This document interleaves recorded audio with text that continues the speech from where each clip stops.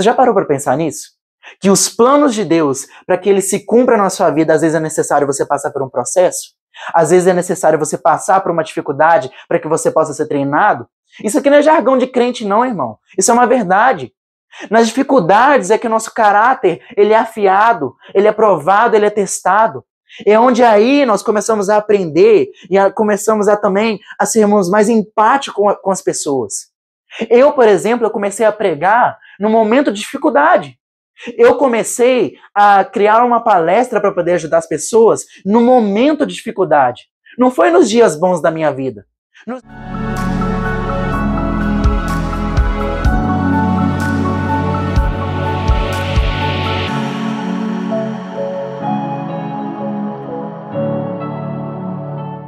Olá, querido, graça e paz, meu nome é Pedro Henrique e mais uma vez no vídeo de hoje eu quero estar te abençoando com uma mensagem que Deus colocou no meu coração. Anima seu coração porque eu tenho certeza que hoje Deus ele vai falar de uma forma muito especial com você. Antes de começar essa mensagem, eu gostaria de mais uma vez declarar que eu sou dependente do Senhor para poder ministrar essa mensagem. De que eu não posso te ensinar algo que venha da palavra se não for o Espírito Santo ministrando ao seu coração. Por isso eu gostaria de te convidar, se você puder rapidamente, a fechar seus olhos e receber uma oração que eu quero fazer por você, para que o Senhor abra os seus olhos e ouvidos espirituais, para que nós possamos estar recebendo aquilo que Ele tem preparado para cada um de nós nesse dia de hoje. Amém? Feche seus olhos e vamos orar. Senhor meu Deus e eterno Pai, Deus Todo-Poderoso, Criador dos céus e da terra, Pai, graças eu te dou, meu Deus, porque mais uma vez eu posso ser um instrumento nas tuas mãos, meu Deus, para poder abençoar a vida dos meus irmãos.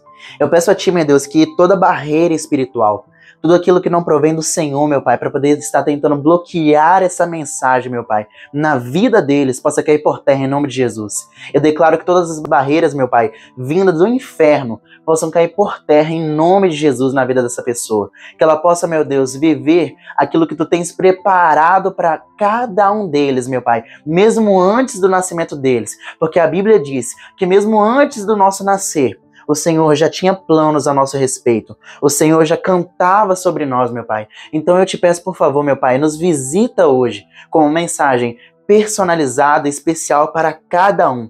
E tudo isso para a honra e glória do teu nome, meu Pai. Afinal, nós estamos aqui para te servir, para te honrar e para te glorificar. É isso que eu te peço e te agradeço em nome de Jesus. Amém e amém. O tema que Deus colocou no meu coração hoje é: Deus não desiste de você. Você é quem desiste de Deus, como subtítulo. E isso é uma grande verdade que Deus ele trouxe à tona no meu coração essa semana, sabe? Antes de começar essa mensagem, eu gostaria de trazer à memória um versículo que acredito que todo cristão, e às vezes até não cristão conhece, que é João 3,16, que diz bem assim: porque Deus amou o mundo de tal maneira que enviou seu Filho unigênito para que todo aquele que nele crê não pereça, mas tenha a vida eterna. Nós podemos utilizar esse versículo para poder dizer que Deus ele ama o ser humano de uma tal forma que nós podemos considerar o ser humano como o trunfo da criação. E é uma verdade. Se nós formos para Gênesis, por exemplo, nós vamos perceber que na hora que Deus está fazendo o mundo, está separando trevas de luz, que na hora que Ele está separando o firmamento daquilo que é água, por exemplo, Deus ele sempre vai falando: haja luz, e vai haver luz. Que as trevas se separem da luz, que haja dia e noite, que haja um luminar maior para governar o dia e que haja um luminar menor para governar a noite. Nós vamos perceber que até esse ponto, até chegar ao ponto dele criar o ser humano, ele sempre está falando. Mas quando chega no ser humano, então ele fala: façamos o homem à nossa imagem. E então a Bíblia vai dizer que ele pega o barro e ele molda o barro. Ele molda o ser humano, ele cria o ser humano com as suas próprias mãos. E é por isso que nós podemos dizer que nós somos feitura de suas mãos. Porque nós somos criados à imagem e semelhança do Deus imortal, do Deus finito, do Deus que é amor.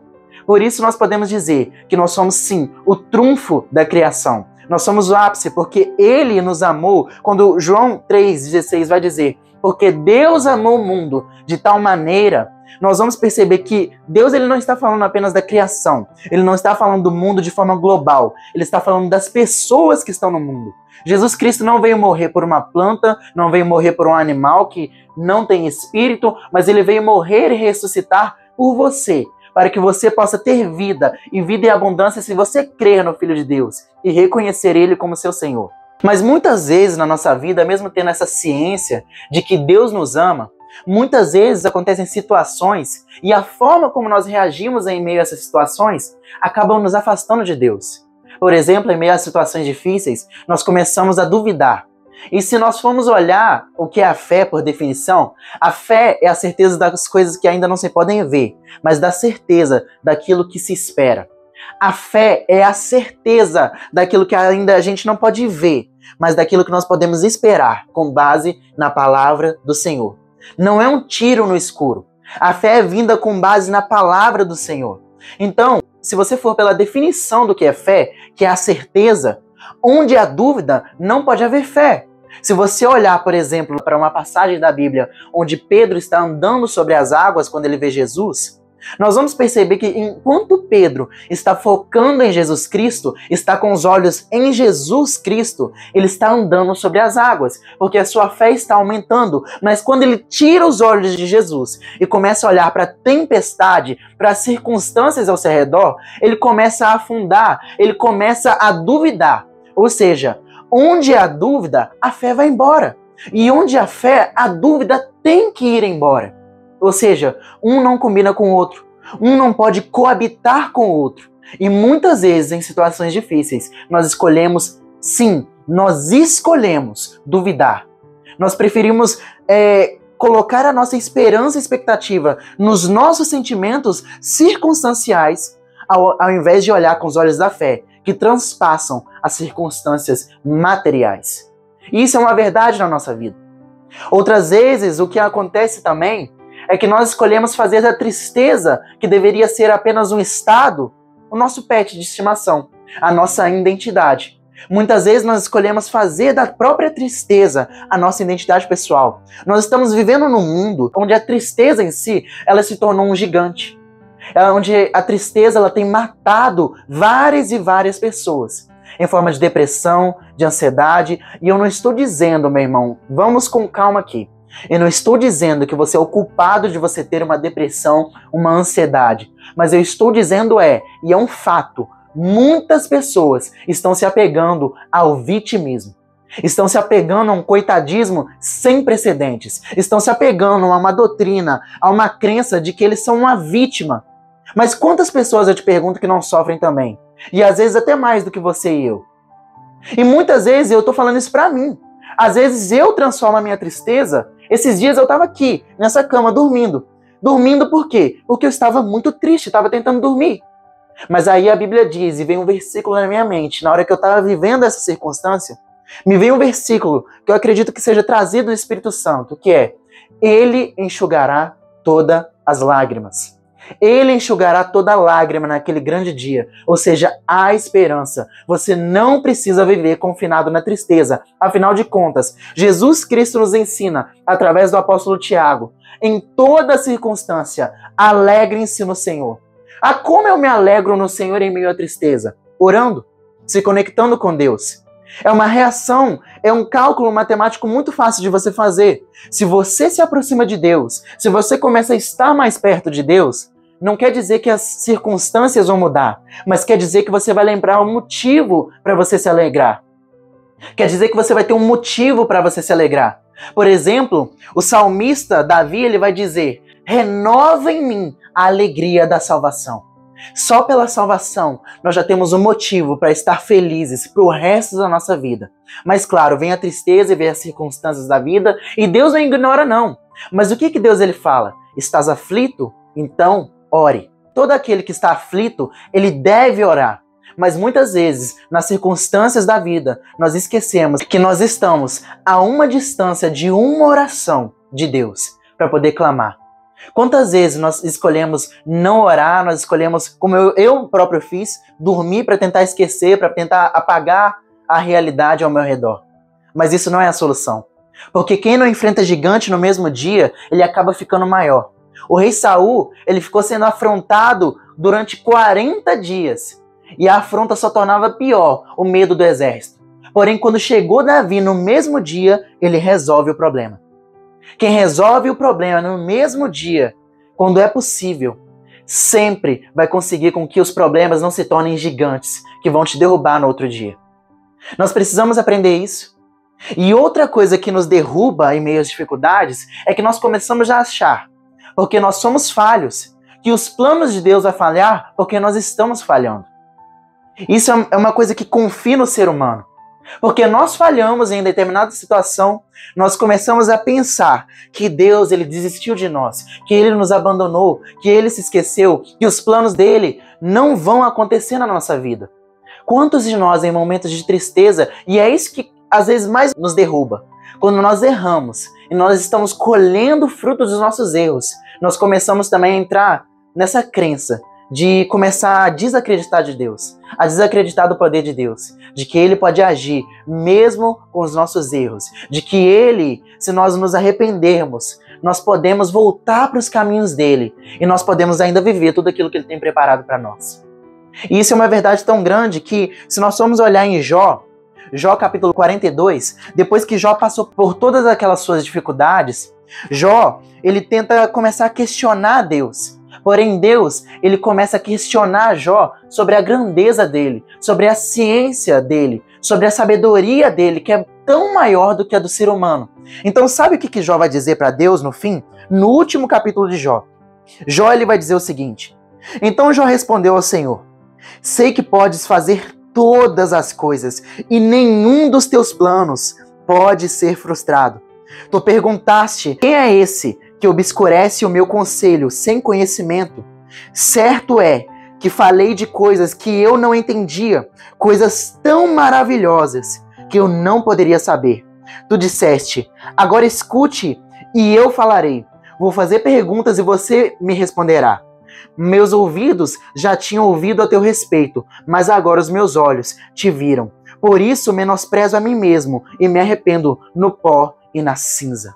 Olha só que maravilhoso. Jó está reconhecendo que apesar de tudo o que ele passou, e o fato dele ter escolhido questionar a Deus foi um erro, porque Jó mesmo reconhece que ele começou a falar de coisas tão maravilhosas que ele próprio não consegue entender.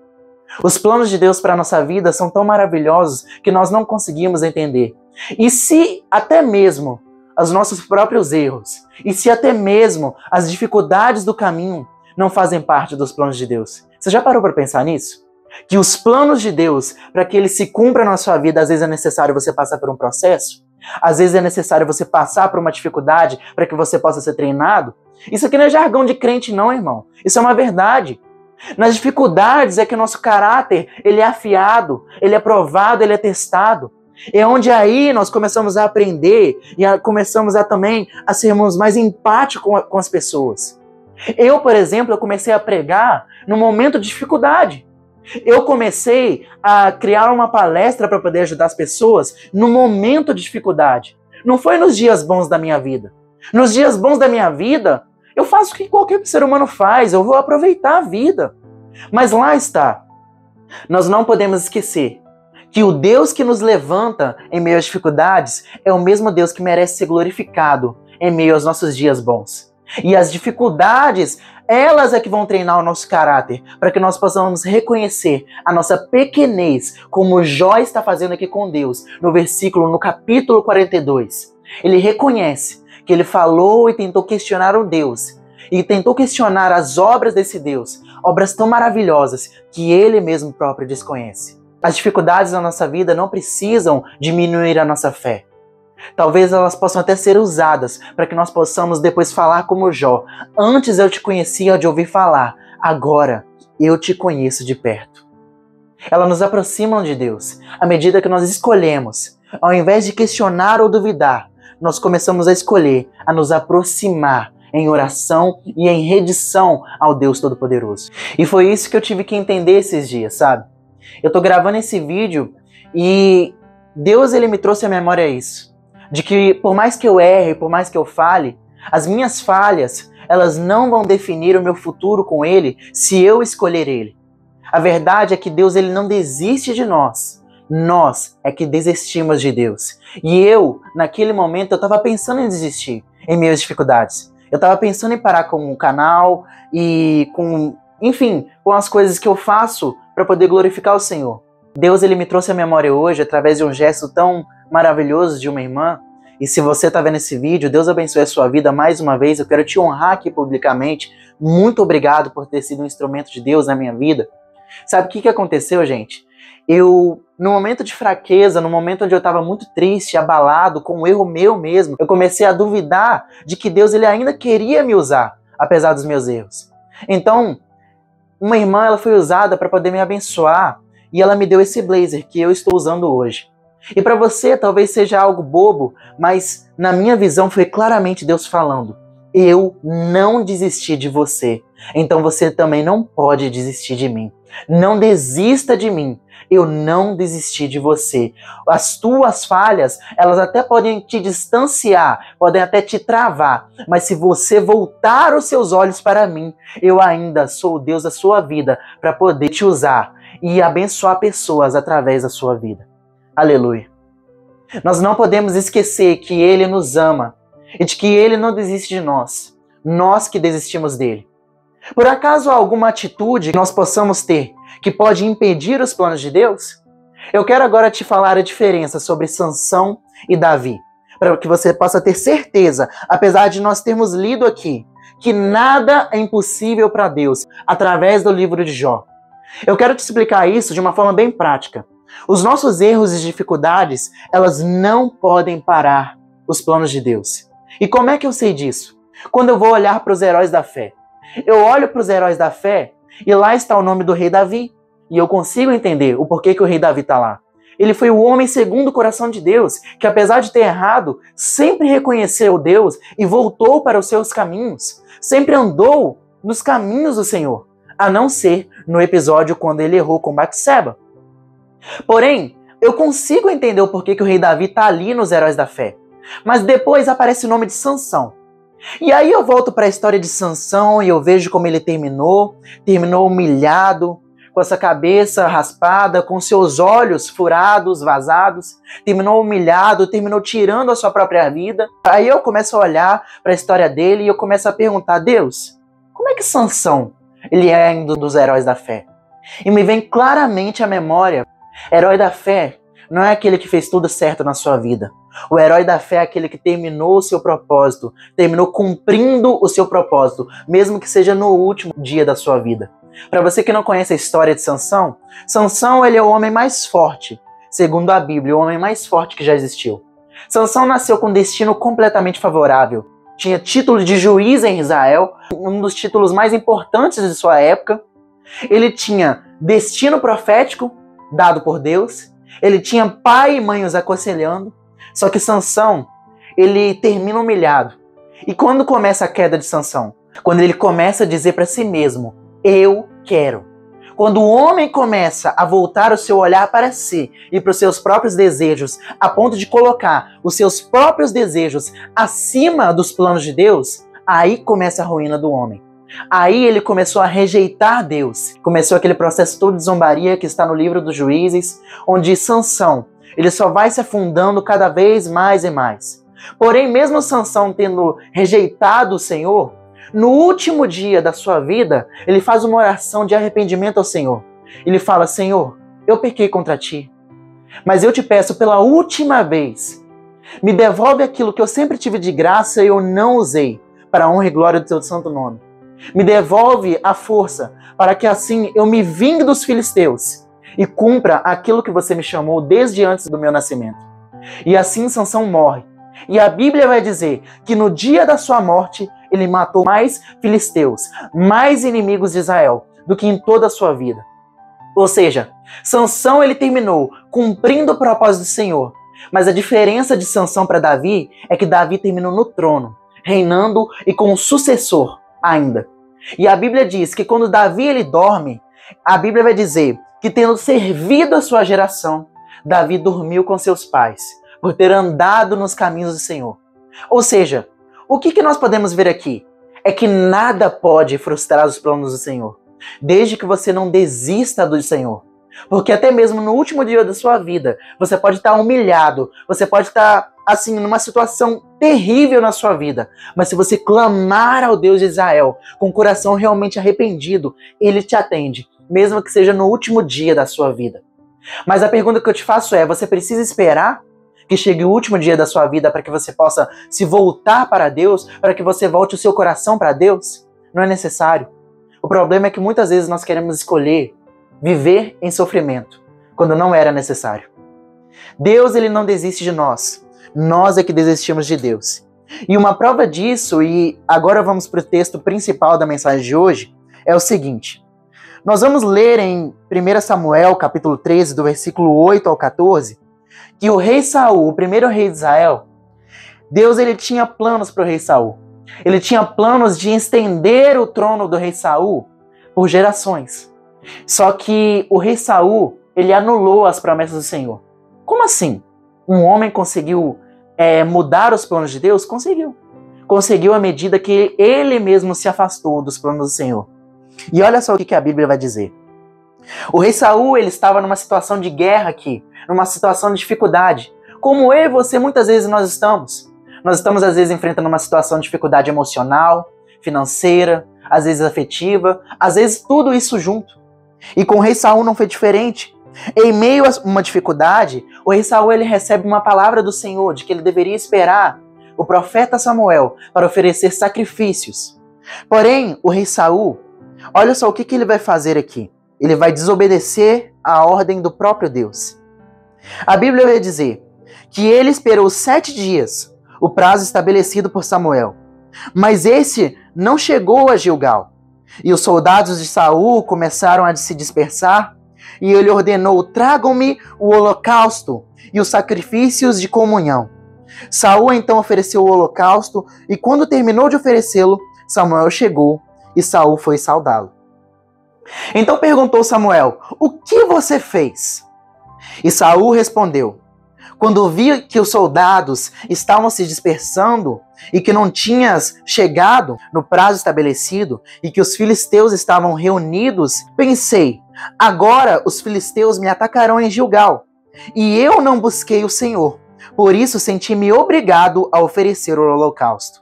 Olha só que coisa terrível. Para você que não sabe, os únicos que poderiam oferecer o holocausto ao Senhor não era o rei, eram os profetas do Senhor. Eram os profetas, eram os levitas, eram os sacerdotes, mas não o rei. Mas Saul, no desespero, vendo que os soldados eles estavam abandonando ele escolheu confiar no exército, ao invés de confiar no Deus dos exércitos. Então olha só o que Samuel vai dizer para o rei Saul. Você agiu como um tolo, desobedecendo ao mandamento que o Senhor, o seu Deus, deu a você. Se tivesse obedecido, ele teria estabelecido para sempre o seu reinado sobre Israel. Mas agora o seu reinado não permanecerá. O Senhor procurou um homem segundo o seu coração e o designou líder de seu povo, pois você não obedeceu ao mandamento do Senhor. Olha só que triste. O rei Saul, ele tinha uma palavra do Senhor de que ele estabeleceria o seu reinado para sempre. Só que por ele ter escolhido numa atitude precipitada de medo, ele ter escolhido confiar na força do seu braço, ao invés de confiar no Deus dos exércitos, ele caiu. A ruína de um homem acontece quando nós escolhemos, ao invés de confiar no Deus dos exércitos, confiar no nosso exército, confiar nos nossos recursos. Essa palavra talvez é para você que está passando por um momento de dificuldade, onde você se veja tão encurralado contra o rei Saul. Não quebre princípios do Senhor por causa das situações, por causa das dificuldades. Você, sério, para pensar no seguinte. Você acha mesmo que essa situação ela vai ficar melhor se você desobedecer a Deus? Se você abandonar o Senhor? Não vale a pena, meu irmão. Como você tem reagido em meio às dificuldades? Você abandona Deus em meio às dificuldades?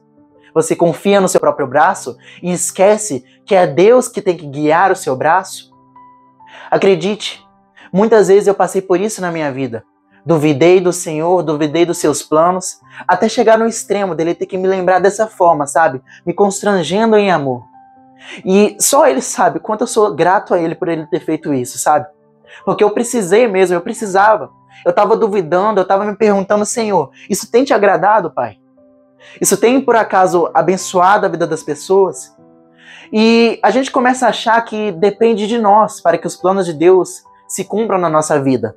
E em parte isso é uma verdade. Nós temos que fazer a nossa parte, confiando no Senhor e fazendo aquilo que é necessário fazer. Mas não se esqueça de que quando a situação aperta e você não pode fazer realmente nada para mudar, você tem um Deus maior do que essa situação. Muitas pessoas estão perdendo tempo discutindo muito mais problemas do que decidir e definir uma hora específica para começar a orar, a falar com Deus sobre esse problema. Não subestime o poder da oração. Não subestime o Deus de Israel. Ele está com você. E por mais que você fale com Ele e você vai falhar, é certo de que você vai falhar, se você colocar a sua vida diante do Senhor e escolher amar Ele, e sempre quando você errar, você se arrepender e voltar para os caminhos dele, acredite, a sua vida já deu certo, segundo a vontade do Senhor. Não subestime o nosso Deus. Ele é maior do que qualquer problema e do que qualquer situação.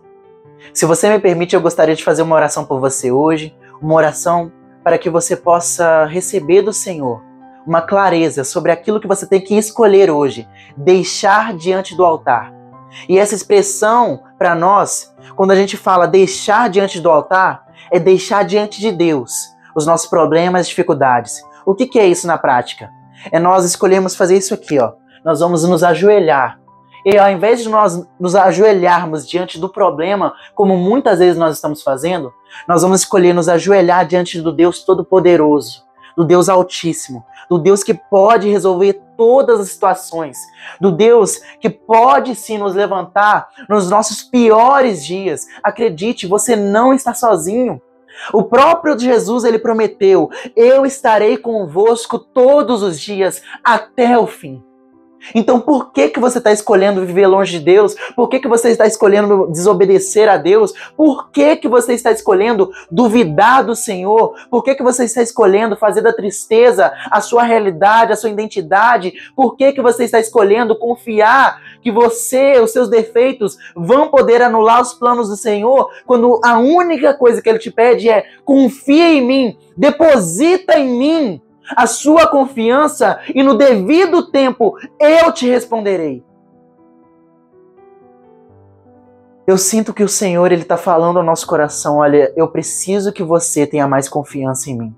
Porque a realidade da fé é essa: sem fé é impossível agradar a Deus.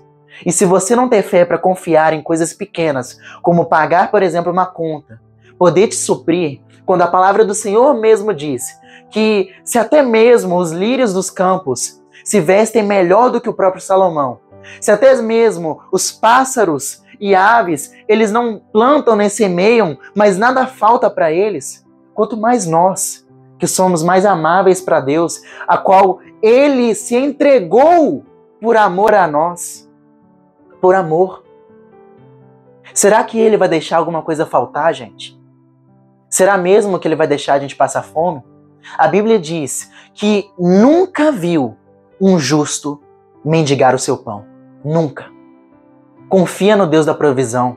Não confie, não dependa do seu braço. Porque se Deus não mostrar a direção de para onde seu braço deve ir, acredite, não vale a pena. É só perda de tempo. A Bíblia diz: o homem pode fazer planos, mas a resposta branda vem do Senhor. Faça planos sim, mas confie de que Ele trará os melhores resultados.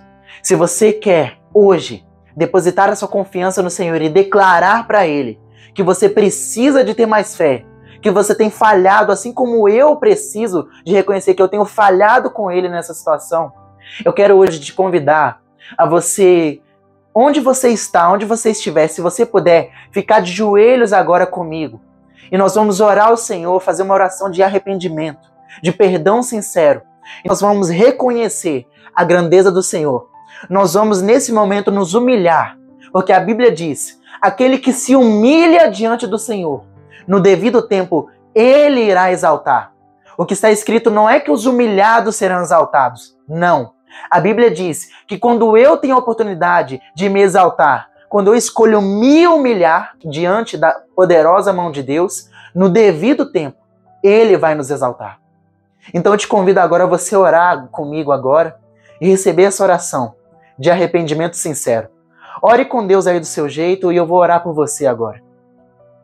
Senhor, meu Deus e eterno Pai, graças eu te dou, Jesus, porque Tu és bom, meu Pai, e a Tua fidelidade dura para sempre. Pai, eu reconheço hoje, meu Deus, que eu tenho falhado, meu Deus, em confiar em Ti, meu Deus. Eu tenho confiado mais na força do meu braço do que no Deus que provê, meu Pai, tudo aquilo que eu preciso. Pai, eu te peço, por favor, meu Deus, pela vida dessa pessoa, meu Pai. Se ela está confessando agora, meu Deus, que ela tem feito a mesma coisa, meu Pai, ou talvez até pior, eu peço, por favor, meu Jesus, misericórdia pelas nossas vidas. Misericórdia, meu Pai, nós precisamos de Ti, nós dependemos de Ti. Jesus, por favor, meu Pai, perdoa as nossas falhas. Perdoa, meu Deus, a nossa falta de fé. Como, meu Deus, naquela situação que você precisava curar, meu Deus, um menino. Aquele homem que estava sem fé, ele falou para Ti, Senhor, me ajuda na minha incredulidade. Nós Te pedimos agora, meu Pai, por amor a Você. Nós Te pedimos, por favor, meu Pai, nos ajuda na nossa incredulidade.